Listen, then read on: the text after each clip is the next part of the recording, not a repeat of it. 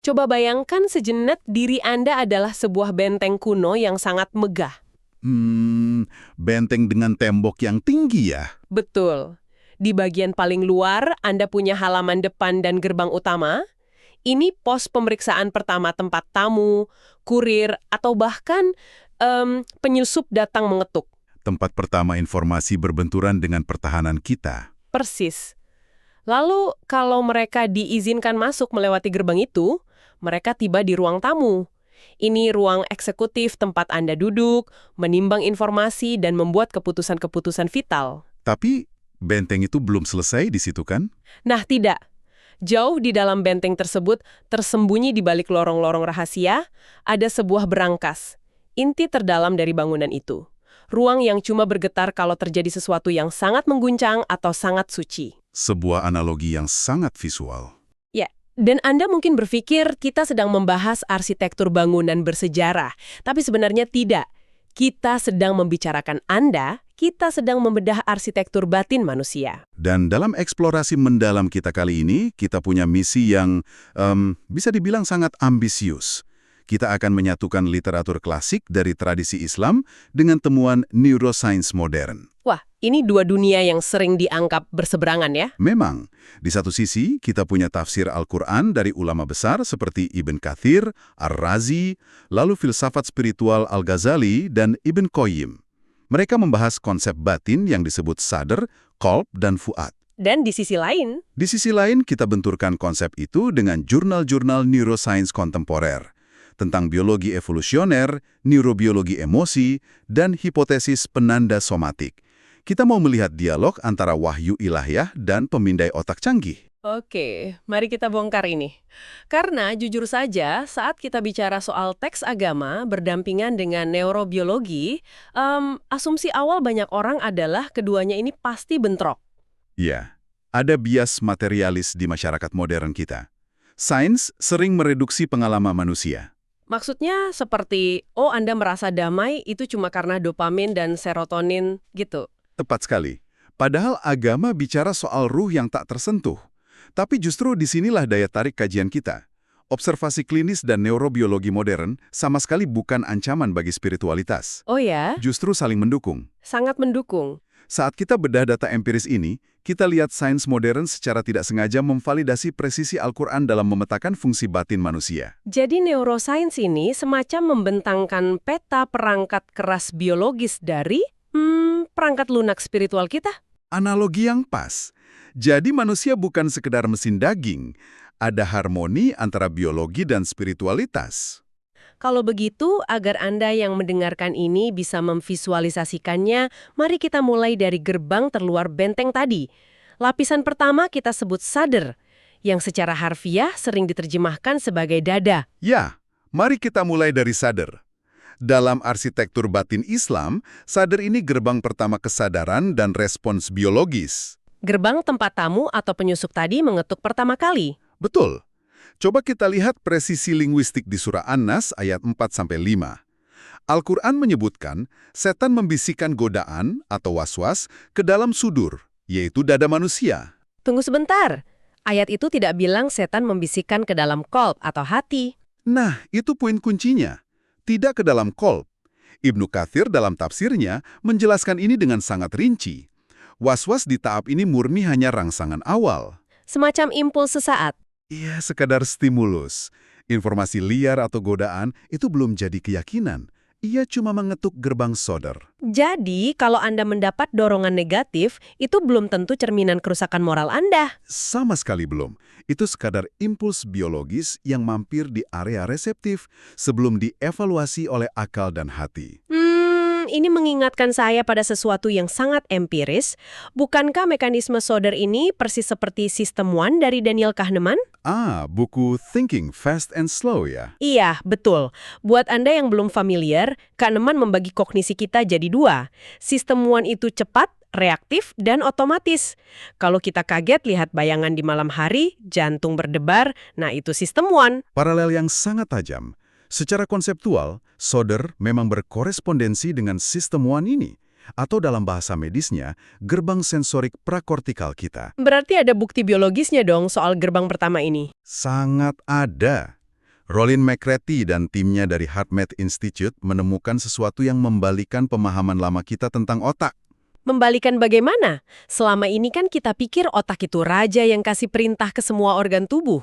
Nah, nyatanya tidak selalu begitu. Fisiologi tubuh kita, terutama jantung, ternyata mengirimkan sinyal aferen ke otak jauh lebih banyak daripada sinyal otak ke jantung. Tunggu, sinyal aferen ini maksudnya jalur komunikasi dari bawah ke atas, dari tubuh melapor ke otak. Kurang lebih begitu. Tubuh kita ini radar. Ia mendeteksi ancaman atau stres lewat detak jantung, napas, dan otot, lalu kirim data mentah ini ke otak. Wah, berarti kondisi tubuh ini yang jadi gerbang persepsi kita sebelum otak sadar merespon. Tepat. Sinyal ini mewarnai cara Anda melihat realitas, bahkan sebelum korteks sadar Anda sempat berpikir. Ini sangat sinkron dengan hadis riwayat Bukhari Muslim, Hadis yang mana tuh? yang menyebutkan syaitan mengalir dalam diri manusia seperti aliran darah. Imam Nawawi menjelaskan ini bukan kiasan mistis belaka. Jadi impuls psikologis itu bekerja halus sekali ya lewat perubahan fisiologis di dada atau solder kita. Benar. Gangguan itu menyusup lewat sistem sirkulasi dan mengubah persepsi dasar kita. Masuk akal sekali. Kalau dada kita sesak, aliran darah merespon stres, seluruh realitas di depan mata terlihat seperti ancaman. Makanya, ingat tidak doa Nabi Musa saat diutus menghadapi Fir'aun? Yang Robbi Shrohli Sodri, ya Tuhanku, lapangkanlah dadaku. Betul sekali. Nabi Musa tidak minta senjata. Beliau minta kelapangan soder. Ibnu Ashur dalam tafsirnya menekankan bahwa kelapangan dada ini adalah prasyarat psikologis mutlak. Oh, sebelum tindakan kognitif apapun bisa jalan, gerbangnya harus tenang dulu. Tepat. Kalau gerbang persepsi Anda dibaja kepanikan, informasi yang masuk pasti terdistorsi. Anda tidak bisa berpikir jernih kalau gerbang pertama sedang kebakaran. Oke, jadi gerbang sudah aman dan bisa kita pahami. Lalu, informasi ini baik itu godaan atau fakta lolos dari pemeriksaan sadar. Siapa yang duduk di ruang tamu untuk membereskan data mentah ini? Nah, masuklah kita ke ruang tamu eksekutif tadi. Pusat pemrosesan yang lebih tinggi, yaitu Cold. Cold, ini pasti bukan hati yang suka galau di sinetron-sinetron kan? Jelas bukan. Cold ini area pemahaman, pusat epistemologi, dan pengambil keputusan moral.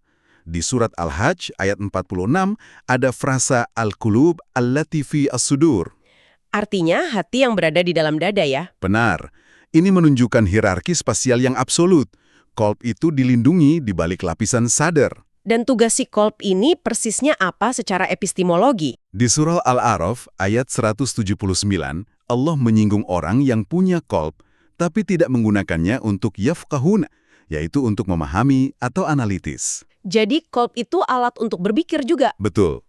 Fakhruddin Ar-Razi mengkategorikan penyakit kolb ini jadi dua. Ada penyakit syubhat yang merusak logika dan penyakit syahwat yang merusak moralitas.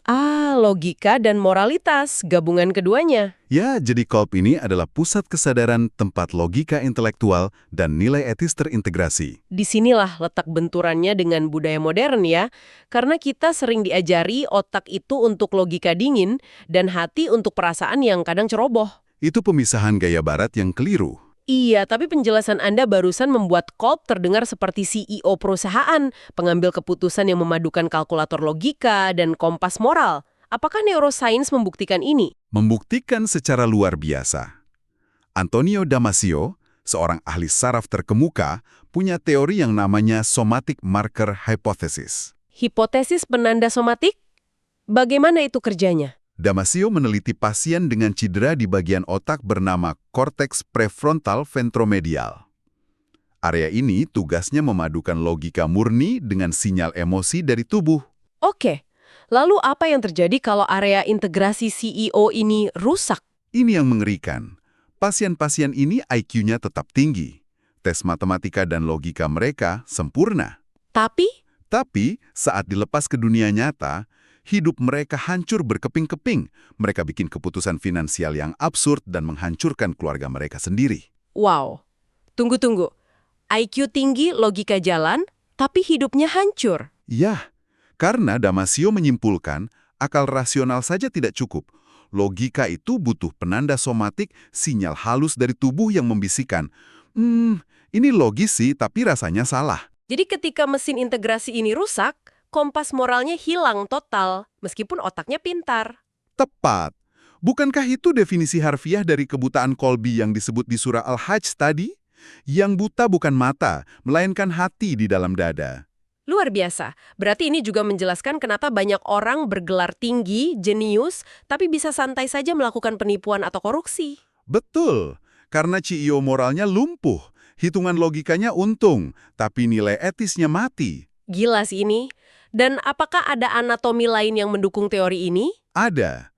Temuan Andrew Armour. Dia menemukan bahwa jantung fisik kita punya sekitar 40.000 neuron sensorik. Sistem ini disebut otak kecil di dalam jantung. Jantung punya neuron sendiri, bisa berpikir. Dalam kapasitas tertentu ya, jantung mengirim data untuk memandu korteks kita. Lalu ada juga riset dari Hugo Critchley dan Sarah Garfinkel tentang interoception. Interoception, kalau exteroception kan buat dunia luar. Berarti ini indera buat ke dalam tubuh. Benar sekali. Interosepsi itu kemampuan sadar Anda merasakan kondisi internal tubuh. Contoh nyatanya seperti apa? Pernah merasa mulas saat mau bicara di depan umum? Atau jantung berdesir waktu melihat orang diperlakukan tidak adil? Oh ya, sering. Itu terasa banget di perut dan dada. Nah, sinyal itu adalah fondasi evaluasi moral. Orang dengan interosepsi tinggi itu jauh lebih empatik dan tajam keputusan etisnya. Ini bikin hadis Nu'man bin Bashir terdengar seperti observasi klinis tingkat tinggi ya? Hadis tentang segumpal daging. Iya, yang bunyinya, di dalam jasad ada segumpal daging, kalau baik, baiklah seluruh jasad. Kalau rusak, rusaklah seluruh tubuh. Sains menyebutnya penanda somatik, Wahyu menyebutnya qalb. Sebuah harmoni yang indah. Tapi arsitektur kita belum selesai nih. Kalau sadar itu gerbang sensorik, dan qalb itu ruang tamu sang CEO, bagaimana dengan berangkas terdalam tadi? Ruang rahasia yang paling privat. Betul. Saat kita menghadapi trauma yang menghancurkan atau pengalaman spiritual yang sangat luar biasa, bagian apa yang bergetar? Disinilah kita menyelam ke wilayah fuad, inti terdalam dari kesadaran manusia. Bedanya dengan qalb apa? Kalau qalb itu lapisan pemahaman sadar, fuad adalah wilayah emosi murni yang tak terfilter dan sangat transendental. Al-Quran membedah ini dengan dramatis di surah Al-Qasas ayat 10. Ini kisah ibu Nabi Musa kan? Waktu dia harus menghanyutkan bayinya ke sungai Nil? Benar. Demi menyelamatkan bayinya dari tentara Fir'aun. Bayangkan titik kehancuran psikologis terberat yang bisa dialami seorang ibu. Pasti traumatis sekali. Dan Al-Quran menggunakan kata farigon, ayatnya bilang, dan menjadi kosong melomponglah fuad ibu Musa. Kosong melompong, kekuras abis emosinya. Ya, hancur oleh duka yang mentah di berangkas terdalamnya. Tapi kalimat berikutnya sangat krusial. Hampir saja ia membocorkan rahasia itu seandainya kami tidak menguatkan qalbnya. Biar saya cerna ini. Jadi fuadnya sang ibu berteriak kesakitan tanpa ampun. Tapi qalbnya si CEO yang membungkus fuad dikuatkan Allah agar sang ibu tetap waras dan bisa diam. Tepat. Secara kognitif, qalb memegang kendali agar dia tidak teriak membocorkan identitas Musa. Berarti fuad ini wilayah emosi esensial yang tidak bisa dimanipulasi sama sekali ya? Seperti firman di surah An-Najm, hati tidak mendustakan apa yang dilihatnya. Anda menangkap presisinya. Fuad tidak bernegosiasi. Dia merespons kebenaran emosional secara absolut. Lalu neuroscience melihat ruang bawah tanah biologis ini seperti apa? Kita turun ke sistem saraf, paling primitif dari evolusi manusia. Joseph Ledoux mengusulkan teori low road. Jalan pintas ke bawah. Iya, amigdala kita memproses ancaman atau rangsangan secara instan, sepenuhnya membypass korteks sadar kita. Jadi sinyalnya masuk menerobos tanpa permisi ke otak sadar kita. Persis. Anda bereaksi sebelum otak sadar menerjemahkan apa yang Anda lihat. Itulah manifestasi biologis dari respons fuad. Wah, ini sistem alarm purba kita ya? Betul. Jaak Panksepp juga memetakan 7 sistem emosi dasar, seperti panik dan kepedulian, di lapisan subkortikal purba ini. Dan riset terbaru menyoroti satu wilayah penting, bernama insula anterior. Apa istimewanya insula anterior ini sampai dikaitkan dengan fuad? Ini adalah sentral tempat sensasi internal diproses menjadi kesadaran emosional subjektif yang paling dalam. Kalau Anda merasakan empati yang menyayat hati atau kekhusyuan spiritual yang tak terlukiskan, area amigdala dan insula ini menyala terang. Oh, ini menjelaskan kenapa Nabi mengajarkan doa berlindung dari hati yang tidak khusyuk. Ya, karena khusyuk itu letaknya di pusat terdalam fuad, bukan sekedar ketaatan logis di kalb atau respons fisik di sadar. Luar biasa. Sekarang kita punya anatomi 3 lapis ini. Buat Anda yang menyimak, mari kita rangkum ini dalam satu kerangka yang utuh. Bagaimana filsuf Islam menyatukan ketiga organ kognitif ini? Imam Al-Ghazali di kitab Ihya Ulum Ad-Din menegaskan, qalb puncaknya bukan dagir fisik, melainkan realitas spiritual ilahiyah, latifah robbaniyah ruhaniyah. Dan Ibnu Qayyim al-Jauziyah juga punya pemetaan evolusi kesadaran ya. Sangat elegan dan sinkron dengan neurobiologi kita. Tahap pertama, sadr itu maude al-Islam, pintu gerbang penyerahan diri. Paralel neurologisnya gerbang sensorik tadi, tempat menyeleksi informasi luar. Tepat. Lalu masuk ke qalb sebagai maudi al-iman, wilayah tegaknya keyakinan logis. Di sini, korteks prefrontal terintegrasi dengan sistem limbik, sang CEO evaluasi moral. Lalu puncaknya, Puncaknya fuad, maude al-ihsan wa al-musyahadah, wilayah penyaksian batin, tempat manusia seolah melihat realitas Tuhan. secara saraf, ini integrasi kompleks amigdala dan insula yang menghasilkan ketenangan absolut. Benar, luapan emosi ilahiyah. Ini epik sekali. Tapi saya harus main sebagai pihak antagonis bentang nih. Ada bahaya mereduksi agama nggak sih kalau kita cocok-cocokkan teks suci sama mesin fMRI? Peringatan epistemologis yang sangat valid. Sayyid Hussein Nasr selalu mengingatkan batas metode sains modern.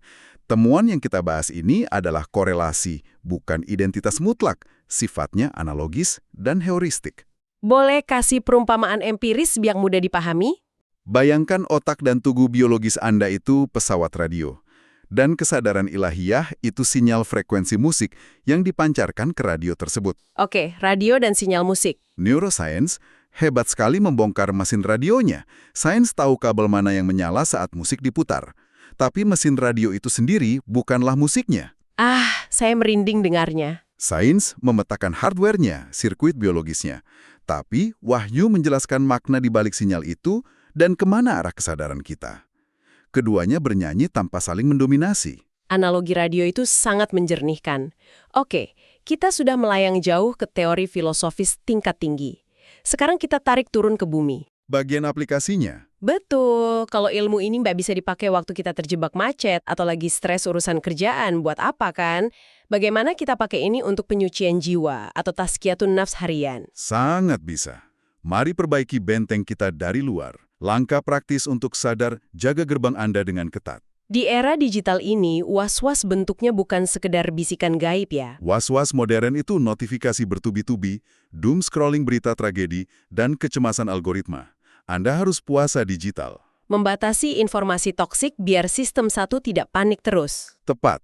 Jangan biarkan sampah informasi menjebol fisiologi dasar Anda. Lalu untuk qalb, sang CEO, latih introception Anda. Maksudnya kalau lagi konflik kerjaan jangan langsung bereaksi meledak-ledak? Iya, berhenti sejenak.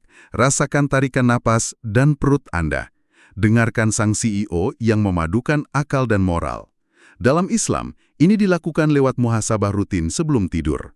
Evaluasi diri untuk menjaga qalb tetap sehat dari bias dan emosi merusak. Dan untuk brankas terdalam kita, fuad. Untuk lapisan primitif terdalam ini, logika saja gagal. Di sini Anda butuh zikir dan kontemplasi mendalam. Kenapa harus zikir? Secara neurologis, mengulang asma Tuhan dengan kesadaran penuh, itu melatih ulang amigdala yang hiperaktif. Anda menggeser emosi dasar dari mode ancaman menjadi mode khusyuk. Jadi kita melatih bagian otak evolusioner tertua kita untuk tunduk dan merasa aman bersama Tuhan. Betul sekali. Menuju kondisi musyahadah tadi. Sebagai konklusi filosofis, perjalanan manusia dari sadar, menuju qalb, dan tenggelam di fuad, itu bukan sekedar lalu lintas neuron. Tapi evolusi kesadaran agung. Ya, kita diundang melampaui biologi reaktif menuju ketenangan ilahiyah. Arsitektur ini adalah mujizat tak terlihat di dalam dada kita. Sintesis yang sungguh memukau. Nah, sebelum kita menyudahi kajian kali ini, saya mau tinggalkan satu pemikiran provokatif, khusus buat Anda yang sering merasa kelelahan dengan ritme hidup saat ini. Silakan. Coba renungkan ini. Jika sadar adalah gerbang informasi, dan kita sekarang hidup di era banjir notifikasi tanpa henti, apakah burnout atau lelah bantal yang kita alami ini sebenarnya bukan cacat di otak kita? Bagaimana maksudnya? Bagaimana kalau burnout itu tanda bahwa gerbang sadar kita telah dijebol paksa setiap saat?